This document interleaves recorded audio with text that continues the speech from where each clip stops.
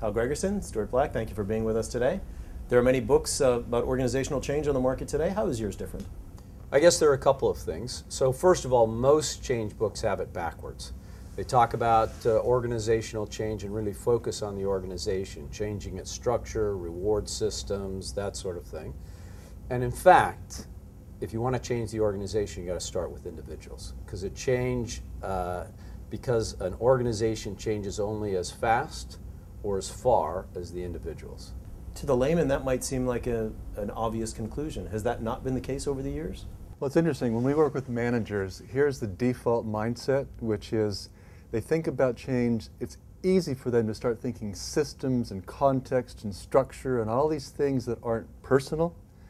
But when you push them to where they have to think of individuals and people that they know changing, it becomes a very different conversation. And even though it may sound obvious, many managers don't have that it starts with one link to how they approach change. To them, it starts with the system and the structure and the context, and as a result, they skip the focus on the individual.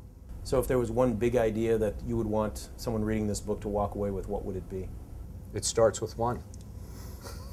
Seriously, yeah, that change really starts focusing on who are the individuals you're trying to change, why you're trying to change them, how are you going to change them, and how do they look at the change. If you can't zero in on those individuals, you can pull all the organizational levers you want, and there is no guarantee at all that things will change, which is why the overall change figure for success is so low. Only about 30% of organizational change initiatives succeed. 70% fail, which is an important statistic, because if it were the reverse, right, if only 30% of the initiatives failed, you could blame it on all the dumb managers out there, right? I mean, there must be at least 30% of the managers who are dumb. Well, when 70% of the initiatives fail, it must mean there are a lot of smart, motivated, capable managers who are nonetheless failing at change. So there's got to be a systematic reason behind it, and part of it is, as Hal said, they're focused at the organizational level, they're changing the structure. People are smart. You change the structure, they can figure out a way to behave the way that they were before, even in spite of a new reporting line, a new box with a new title on it. Okay? And that's what too many managers forget, is how smart people are. And they're not that easily manipulated by these large, sort of levers like structure or rewards.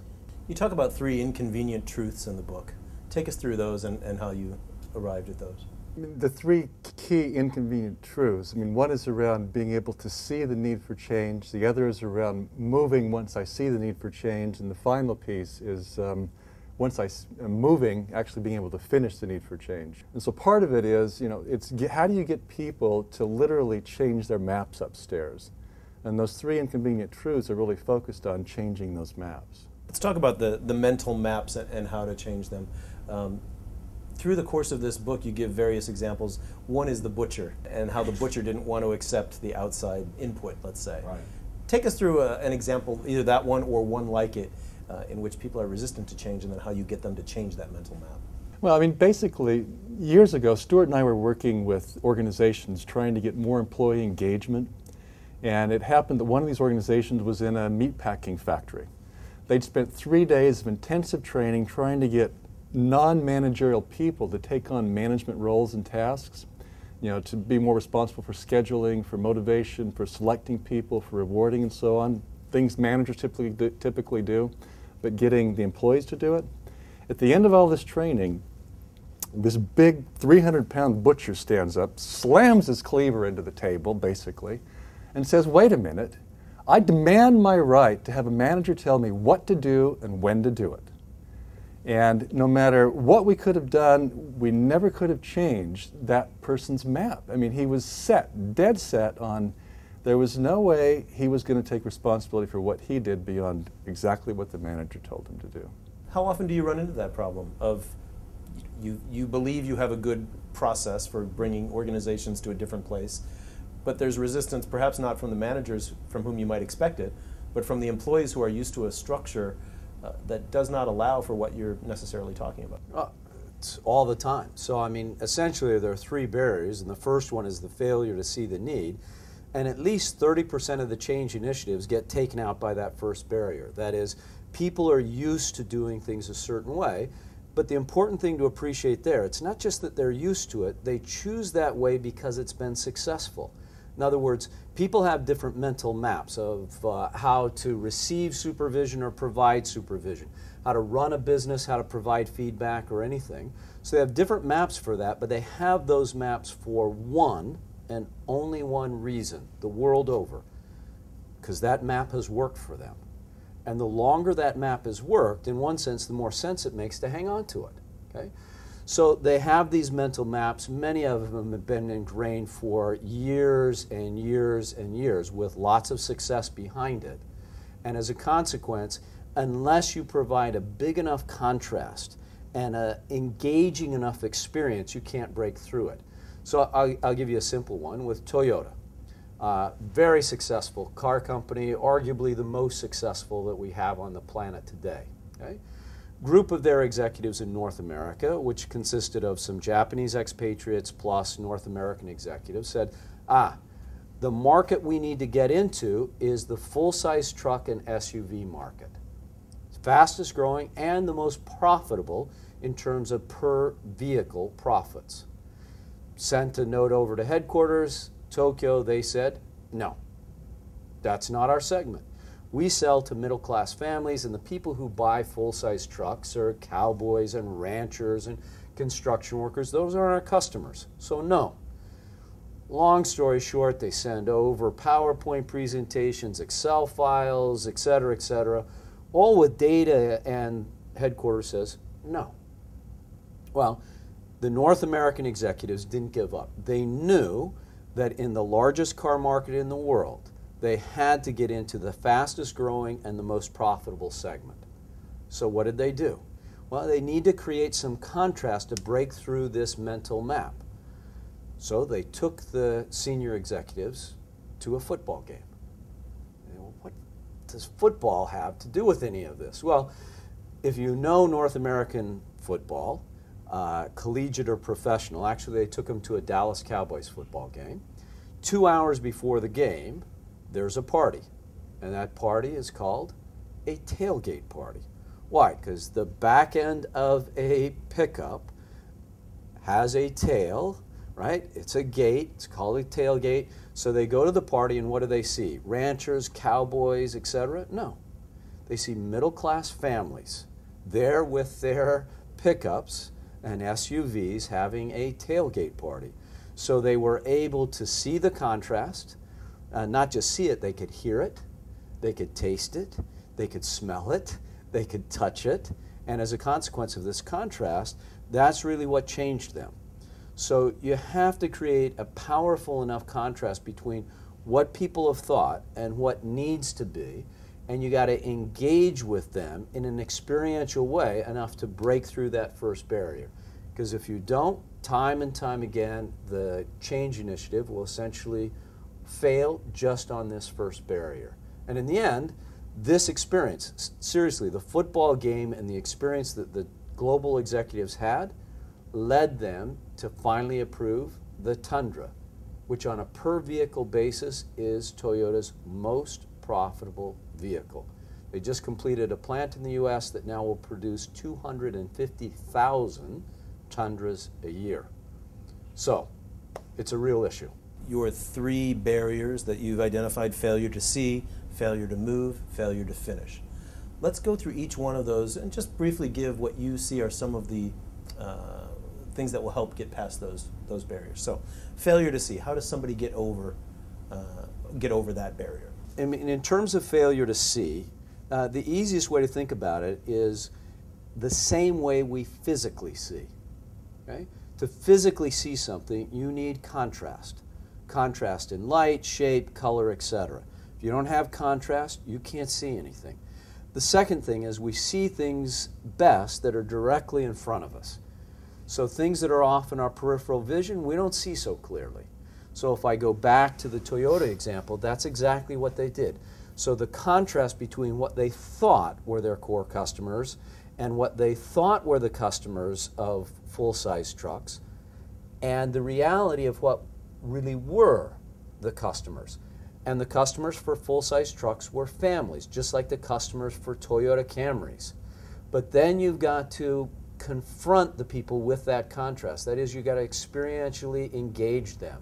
And literally, the more senses that you can engage, the more successful you'll be in having people accept that difference. So that's the first thing. It's two dimensions, contrast and confrontation.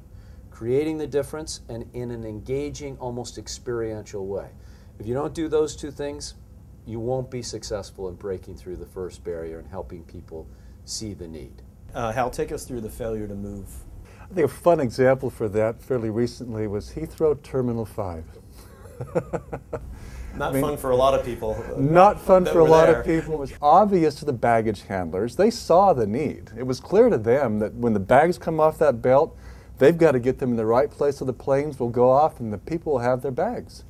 The problem was the managers didn't take the time to think through individual baggage handlers' capabilities to make the move. In other words, to actually take that bag, get it where it's supposed to be in the timely way it's supposed to be there. And so the big challenge on the seeing and the moving part is getting people capable to do something new they've never done before. And if it's new and it's never been done before, by definition, I'm not good at it.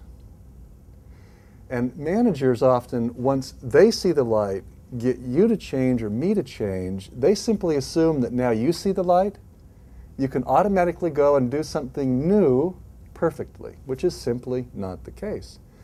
They thought baggage handlers could get at the end of that belt without much training, without much development of their ability, without even giving them a map of where they're supposed to take the bags to, and expect them to perform their job well. Well, they performed it horribly. Not because they were incapable, but because management didn't help them know how to become capable. Is this part of what you talk in the book about some managers who give the old do as I say, not as I do sort of reference point to employees? It's an interesting way of putting it, because the managers who are really good at starting with individuals, starting with one in terms of making change happen, they're consistently, week after week, month after month, paying attention to the active development of their subordinates, their direct reports' abilities.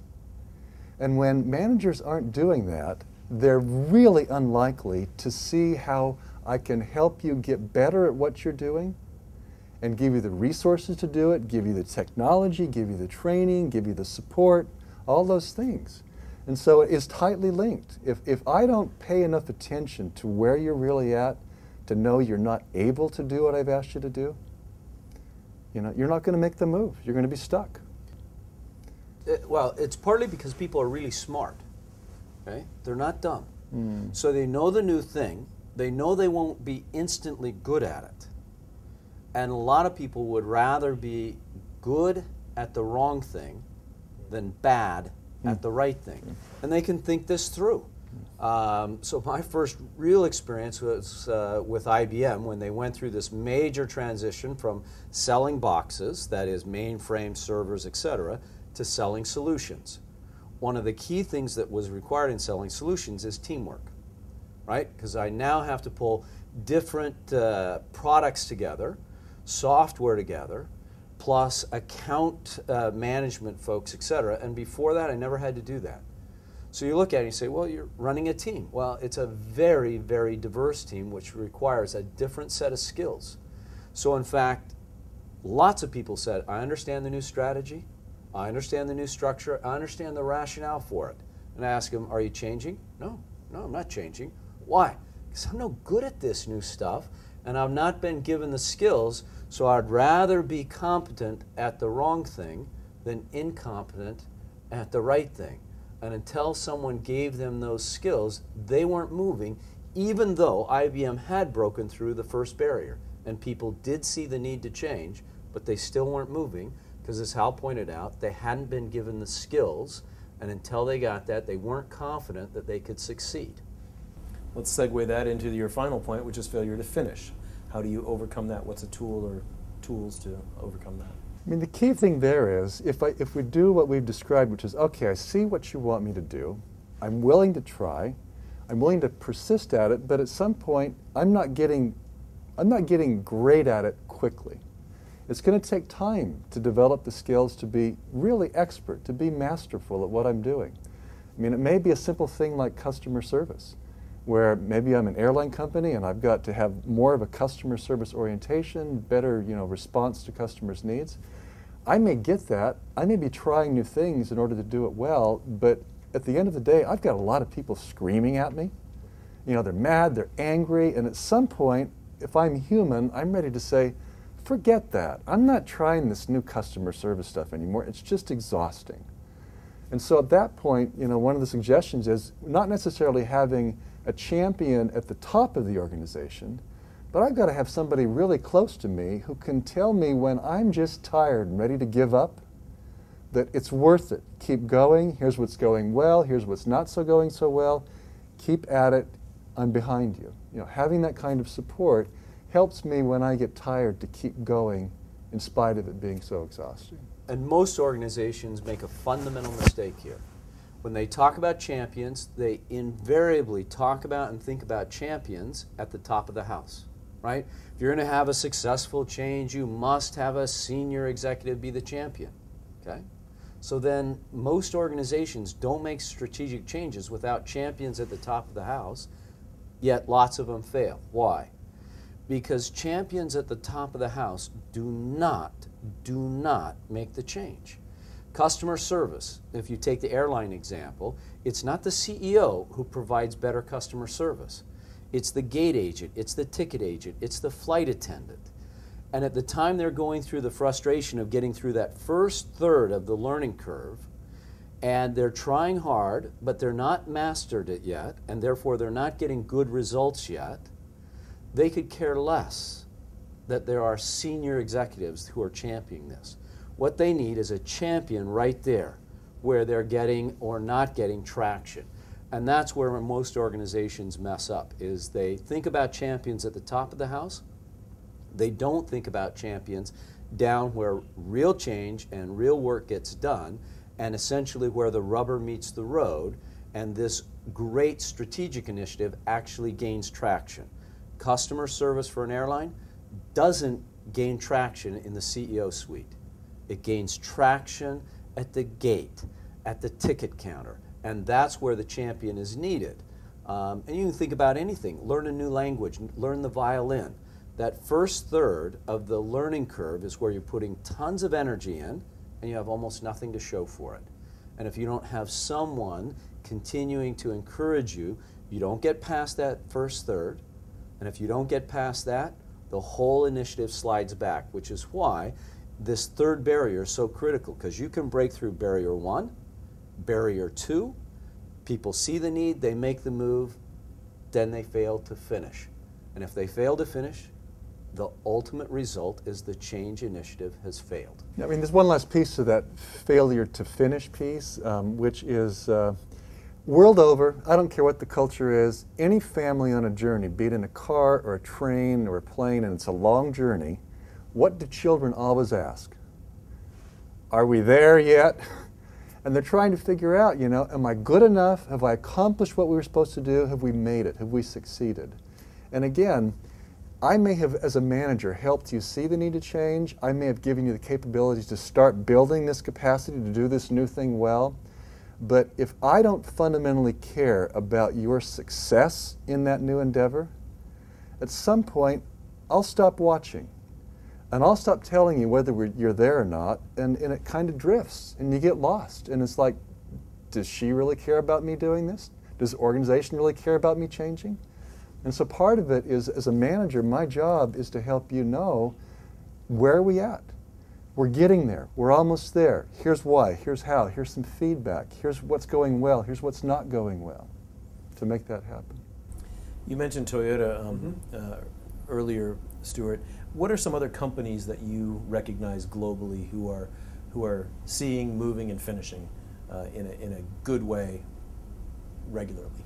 I mean, one that I track, and Hal does as well, is Nokia, because they made an amazing anticipatory change in 1992. In 1992, the #1 mobile phone, cell phone, hand phone, whatever you want to call it, company in the world was Motorola. Nearly a 40% global share. Nokia's share, zero. Effectively zero when they decided to move into this. So they created the need, they created the capabilities, they fought continuously through it, and we know what happened. Which is now they're number one. They peaked at 40%. They've come off a little bit because a new upstart called Samsung came from nowhere, right? In 1992, Samsung wasn't in the business.